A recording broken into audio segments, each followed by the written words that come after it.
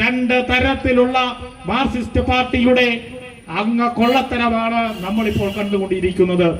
ഒരു പണിയും എടുക്കാതെ കഞ്ചാവും കള്ളക്കടത്തും ലഹരിക്കടത്തും പെണ്ണു വ്യാപാരവും SFIക്കും DYFIക്കും വിട്ടുകൊടുത്തുകൊണ്ട് അതിനഴിഞ്ഞാടുവാൻ കൂട്ടിന് കേരളത്തിലെ കാക്കിയിട്ട നരാധനന്മാരെ കാവൽ നിർത്തിക്കൊണ്ട് ചെറുകൂട്ടങ്ങളായി കഞ്ചാവും മയക്കുമരുന്നും വിറ്റ് ഒരു യുവതലമുറയെ നശിപ്പിക്കുന്ന SFIയും DYFIയും ഒരു സൈഡിൽ നിൽക്കുമ്പോൾ, മറു സൈഡിൽ പിണറായി വിജയൻ നേരിട്ടും മകളും മരുമകനും ഗോവിന്ദനും രാജീവും ബാലഗോപാലും വഴിക്ക് നശിച്ചുകൊണ്ടിരിക്കുന്ന ഒരു പ്രസ്ഥാനത്തിന്റെ അവസാന ആണിക്കല്ലുകളും ഊരിയെടുത്തുകൊണ്ട് ഓടി രക്ഷപ്പെടാൻ ശ്രമിക്കുന്ന മാർക്സിസ്റ്റ് പാർട്ടിയുടെ വലിയ കൊള്ളസംഘം മറു സൈഡിൽ നിൽക്കുമ്പോൾ, പ്രിയപ്പെട്ടവരെ, എന്ത് മാതൃകയാണ് ഈ രാജ്യത്തിന് CPMന് പറഞ്ഞു തരാനുള്ളത് എന്ന് ഈ പാർട്ടിയുടെ പാവപ്പെട്ട അണികൾ ചോദിക്കണം.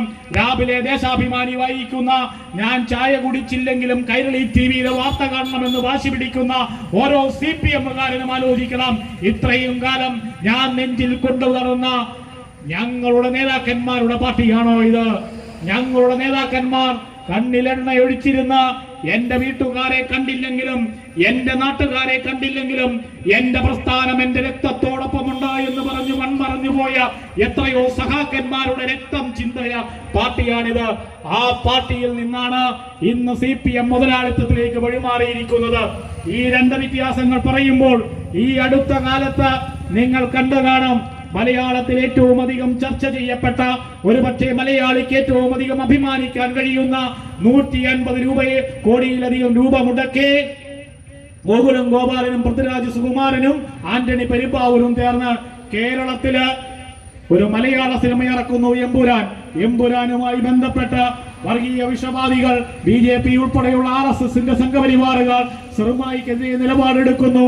ഗോത്ര കലാപത്തിൽ വെട്ടേറ്റ് വീണ, പരിക്കേറ്റ് വീണ, ബലാത്സംഗം ചെയ്യപ്പെട്ട അമ്മ പെങ്ങന്മാരുടെയും സാധാരണക്കാരന്റെയും മുസ്ലിം സഹോദരന്മാരുടെയും ദീനരോധനങ്ങൾ സിനിമയിലൂടെ കാണിക്കുമ്പോൾ, ആ സിനിമയെ വെട്ടിമാറ്റുവാൻ വർഗീയ കക്ഷികൾ ഒരു സൈഡിൽ ഇറങ്ങി നിൽക്കുമ്പോൾ, തിയേറ്ററിൽ പോയി സിനിമ വളരെ മനോഹരമാണ് എന്ന് പറഞ്ഞ് പ്രബുദ്ധ കേരളത്തെ, ആവിഷ്കാര കേരളത്തെ പ്രബുദ്ധീകരിക്കാൻ ശ്രമിക്കുന്ന CPMന്റെ മുഖ്യമന്ത്രി പിണറായി വിജയനും കുടുംബവും ഒരു സൈഡിൽ, മാർക്സിസ്റ്റ് നേതാക്കന്മാർ മറു സൈഡിൽ നിൽക്കുമ്പോൾ, മാർക്സിസ്റ്റ് പാർട്ടിയുടെ ആവിഷ്കാര സ്വാതന്ത്ര്യം കണ്ട് നെഞ്ചിൽ കുളിരുകോരുന്ന സഹാക്കന്മാരെ നിങ്ങൾ നോക്കണം.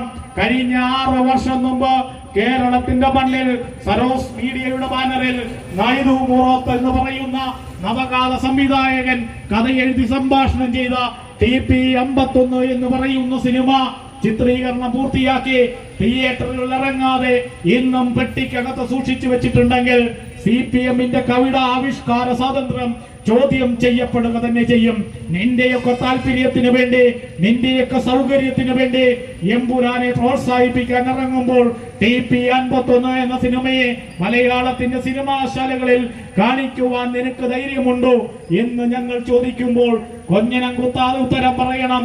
പ്രിയപ്പെട്ടവരെ, മാർക്സിസ്റ്റ് പാർട്ടിയെ തീർക്കാൻ ഇറങ്ങി തിരിച്ചിരിക്കുന്ന മാർക്സിസ്റ്റ് പാർട്ടിയുടെ അവസാനത്തെ ആരാച്ചാരായി മാരിയറ്റ് ഹോട്ടലിലെ AC റൂമിലിരുന്ന് സ്കോച്ച് വിസ്കി മടിച്ച് 81ാമത്തെ വയസ്സിൽ പ്രായത്തിന്റെ ഇളവ് തേടി ഈ പാർട്ടിയെ നശിപ്പിക്കാൻ ഇറങ്ങി തിരിച്ചിരിക്കുന്ന മാർക്സിസ്റ്റ് പാർട്ടിയുടെ അവസാനത്തെ കാലൻ പിണറായി വിജയനെ തിരിച്ചറിഞ്ഞില്ല എങ്കിൽ, മാർക്സിസ്റ്റ് പാർട്ടിയോടുള്ള എതിരുകൊണ്ടല്ല, മാർക്സിസ്റ്റ് പാർട്ടിയുടെ ആശയങ്ങളോടുള്ള എതിരുകൊണ്ടല്ല, മാർക്സിസ്റ്റ് പാർട്ടി എന്ന് പറയുന്ന കപട സദാചാരത്തിന്റെ ആളുകളെ തെരുവിൽ നേരിടുവാൻ അറിയാഞ്ഞിട്ടല്ല, മറിച്ച് ഒരു സൈഡിലൂടെ തിളച്ചുമറിയുന്ന വർഗീയ കാളകൂട വിഷം ഈ നാടിനെ നശിപ്പിക്കാൻ ഇറങ്ങിത്തിരിക്കുമ്പോൾ, മതേതര ഈശ്വര നിലപാടുകളോട് സാമീപ്യം പുലർത്തുന്നവരുമായി ഐക്യം ചേരാൻ ഞങ്ങൾക്ക് മടിയില്ല എന്ന് പറയുമ്പോഴും, പിണറായി വിജയന്റെ കമ്മ്യൂണിസത്തോട്, പിണറായി വിജയന്റെ മാർക്സിസത്തോട് എതിർക്കുന്നവനെ കേസിൽ കൊടുക്കുന്ന, എതിർക്കുന്നവനെ തല്ലിക്കൊല്ലാൻ ശ്രമിക്കുന്ന, എതിർക്കുന്നവനെ ഇല്ലായ്മ ചെയ്യാൻ ശ്രമിക്കുന്ന,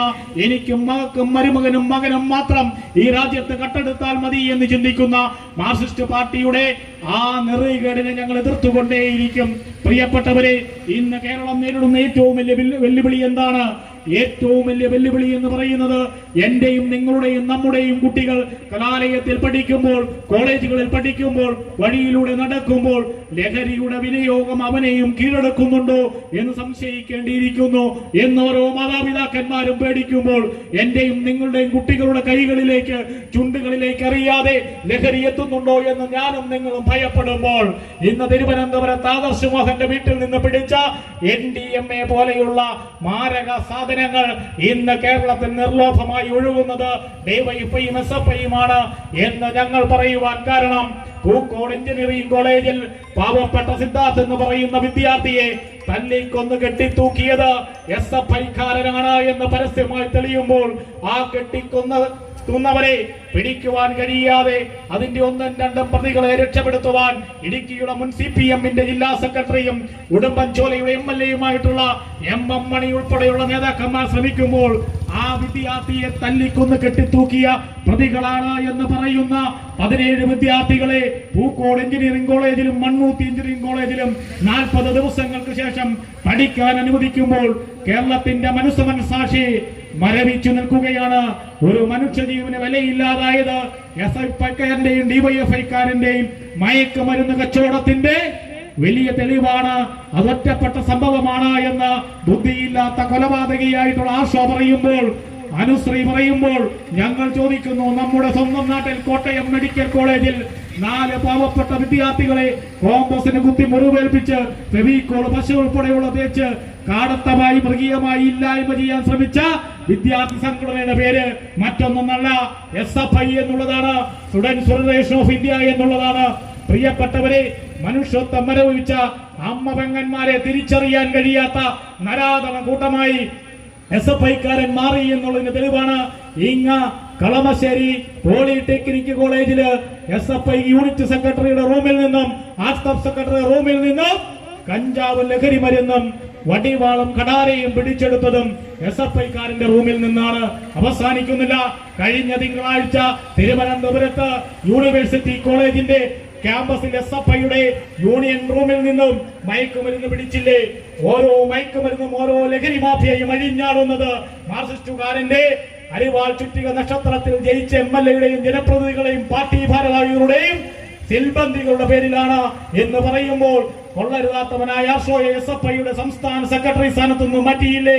SFIയുടെ സംസ്ഥാന പ്രസിഡന്റ് സ്ഥാനത്ത് നിന്ന് അനുശ്രീയെ മാറ്റിയില്ലേ? പ്രിയപ്പെട്ടവരെ, ഈ സംഘടനകൾ കൊള്ളരുതാത്തവരായി, വീട്ടിൽ കയറാൻ കൊള്ളാത്ത കൂട്ടമായി, നാട്ടിൽ നടത്താൻ പറ്റാത്തവരുടെ കൂട്ടമായി, പേര് പറഞ്ഞ തല്ലേണ്ടവരുടെ കൂട്ടമായി CPM ഇന്ന് മാറിയെങ്കിൽ അത് ബഹുഭൂരിപക്ഷം വരുന്ന മാർക്സിസ്റ്റുകാരന്റെ തെറ്റല്ല എന്ന് ഞങ്ങൾക്കറിയാം. മറിച്ച് പിണറായി വിജയനും MP ഗോവിന്ദനും TV രാജേഷും KN ബാലഗോപാലും ഒക്കെ ഉൾപ്പെടുന്ന വലിയ അഴിമതിക്കാരന്റെയും സ്വജനപക്ഷപാതക്കാരന്റെയും ആ പിടിച്ചുവെപ്പിന്റെ ഫലമാണ്. ഈ കൂട്ടത്തിൽ നിന്നും എന്റെ നാടിനെ രക്ഷിക്കണമേ എന്നുള്ള അപേക്ഷയുമായിട്ടാണ് ഇന്ന് ഈ രാത്രിയിൽ ഐക്യജനാധിപത്യ മുന്നണി കടുത്തുരുത്തി ഉൾപ്പെടെയുള്ള പ്രദേശങ്ങളിൽ സമരം ചെയ്യുന്നത്. പ്രിയപ്പെട്ടവരെ, അങ്ങ് തിരുവനന്തപുരത്ത് ആശാ വർക്കർമാരിലേക്ക് തിരിച്ചു വരികയാണ്. അവർക്ക് നമ്മൾ ഐക്യദാർഢ്യം പ്രഖ്യാപിച്ചുകൊണ്ട്